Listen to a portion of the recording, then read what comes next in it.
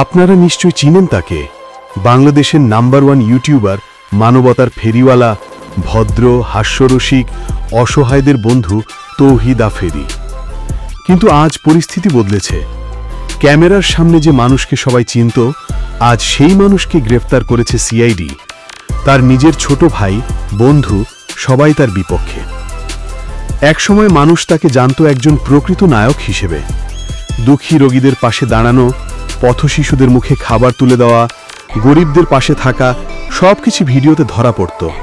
সবাই বলতো, এই ছেলেটাই আমাদের গর্ব, মানুষের বন্ধু। কিন্তু সময় বদলেছে। রাজনীতির অস্থিরতা, সরকারের পতন এবং অনুসন্ধান সব মিলিয়ে হঠাৎ বেরিয়ে আসে ভয়ঙ্কর তথ্য। ঢাকার যাত্রাবাড়ি থানার একটি হত্যা মামলায় তার নাম উঠে আসে 11 নম্বর আসামি হিসেবে।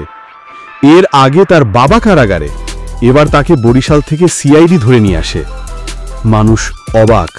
যাকে এতদিন মানবিক নায়ক ভেবেছিল, সে কি আসলে অপরাধী? এরপর শুরু হয় অভিযোগের ঝড়। আজ যেন এক ট্রেন্ড তৈরি হয়েছে। অভিযোগের বন্যা থামছেই না। প্রতিদিন নতুন নতুন ভিডিও, প্রমাণ কোটি কোটি কিলোমিটার দূরে ছড়িয়ে পড়ছে। শোনা যায় তিনি মেয়েদের ফাঁদে ফেলতেন, সুন্দরী নায়িকাদের এবং কন্টেন্ট ক্রিয়েটরদের। যাদের তিনি পছন্দ করতেন তাদের সঙ্গে সম্পর্ক গড়ে তুলতেন, কিছু কিছুকে ফাঁদে ফেলে বিছানায় নিয়ে যেতেন। যারা মানা করত তাদের অফিসে নিয়ে যাওয়া হতো, ডিবি বা সিআইডিতে নির্যাতনের শিকার হতো। অনেক কন্টেন্ট টিউটরের অভিযোগ, ছোট ভিডিও বানানোর কারণে তাদেরকে অফিসে ডেকে নির্যাতন করা হয়েছে। নামি দামি নায়িকারা যাদের সঙ্গে সম্পর্কের অভিযোগ উঠেছে, তার শোষণ ও প্রভাবের শিকার হয়েছেন।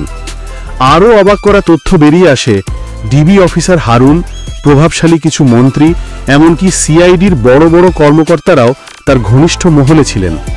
সবকিছু ধীরে ধীরে প্রকাশে আসতে শুরু করল।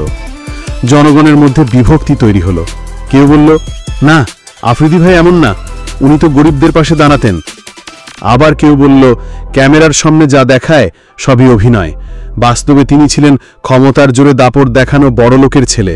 বড়লোকের ছেলে বলে কথাই সত্যি। সোশ্যাল মিডিয়া ভরে গেল তার পুরনো মানবিক ভিডিও আর বর্তমান অভিযোগে। মানুষের মনে একটাই প্রশ্ন, নায়ক না খলনায়ক, সত্যি না অভিনয়?